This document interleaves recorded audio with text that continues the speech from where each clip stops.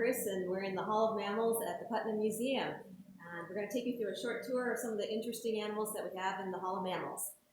We're going to start with our pangolin. Pangolins are really interesting animals. They're actually anteaters.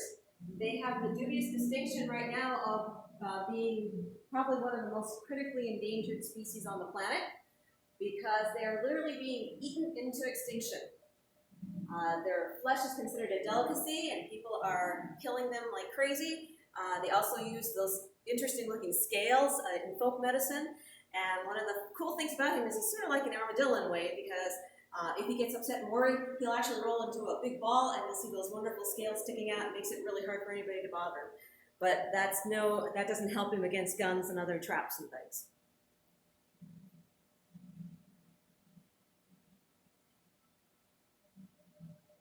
I think our next animal we're going to talk about is Damien. Damien is a black panther. He's actually a black leopard, by the way. He came to us from the Navi Zoo. He lived there for a very, very long time. Like so many animals these days, they live a lot longer in zoos than they ever did out in the wild, and they also have the same problems that our seniors have. They end up with more things like cancer, heart disease, diabetes, that sort of thing. You might notice that his front limb, he has like a weird patch on his forelimb, and that's actually because he was being treated for cancer when he actually died. So what you find is, like I said, a lot of the zoos now have to learn how to take care of really old animals. So it's not just keeping them interested in daily life and everything. They actually start looking at them in terms of how we take care of our elders.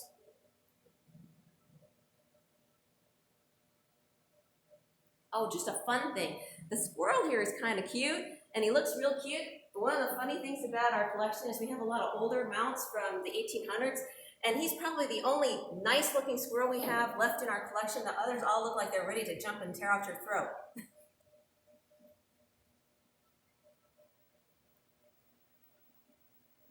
We're also very lucky here that we have a couple of really incredible dioramas. One's for the polar regions, the Arctic, and another one is for the African watering hole. Polar regions are really in the news right now because, of course, the poster child for global climate change are polar bears. And these guys are actually particularly important for that aspect because they actually come from a part of the polar region where there is no land. They spend their entire lives out at sea. It's called the Chukchi Sea. I always say that wrong, but it's the Chukchi Sea. It's out north of the Bering Sea and out west of Alaska. And so you have these animals that are very, very hard to track and hard to study. And one of the things that's very difficult for naturalists is if you're trying to preserve a species, you need to know as much about the species as you can. And if you've got a population that lives out where it never comes to land, it makes it really hard to study them. So that's one of the issues we have facing polar bears. And I think next we're going to look at the narwhal. And I won't drive everybody crazy by singing the narwhal song, although it's very tempting, and now I've got it in your head and you're probably thinking about it.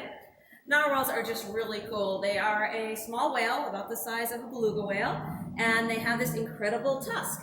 The tusk is actually a tooth, and it grows really, really long. People aren't really sure what they use it for, but it does have all sorts of interesting possibilities that they can use them.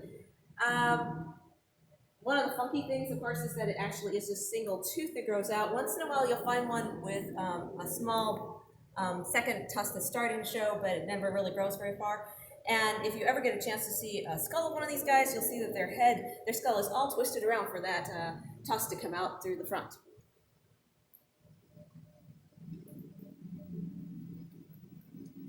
And then we're going to start looking at our African diorama. We have some really beautiful animals in here. One of my favorites is the cheetah back in the back there. The cheetah actually, if I remember right, belonged to one of our Quad Cities big game hunters.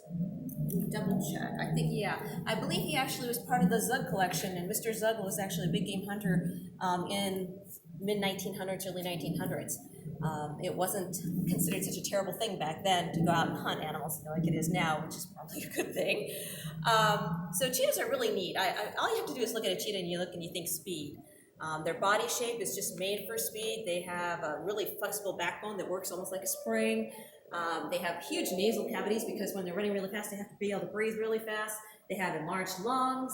They have enlarged veins and things like that, just because when you're running that fast, you gotta get a lot of energy, a lot of oxygen into your muscles, and to do that, you need enlarged lungs, you need a large heart, everything like that. So it's not just that they run really fast, but they've been adapted so they can run really fast.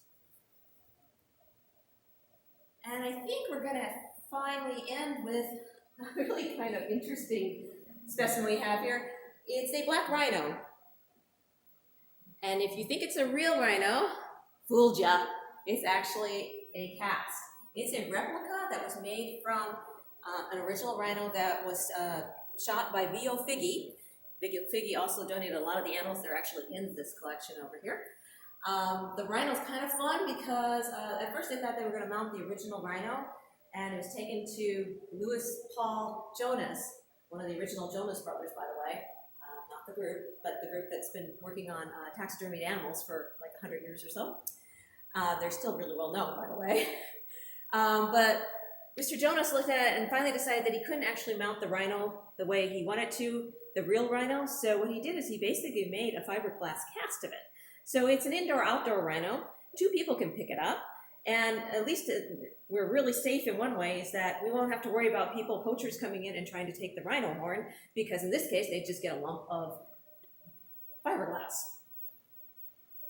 And if you ever want to know real quick, if you want to know the difference between a black rhino and a white rhino, you just look at the front of the face, that lip. If it's got a curled lip like that, it's a black rhino. If it's got a square lip, it's a white rhino. Black rhinos are also critically endangered, although they're not as bad off as the white rhinos. Northern white rhino basically is down to 2 females, the last I heard. There are people that are working on, they've actually got a lot of genetic samples of them, and they're actually going to try to recreate white rhinos, the northern white rhino, using stem cell research and things like that.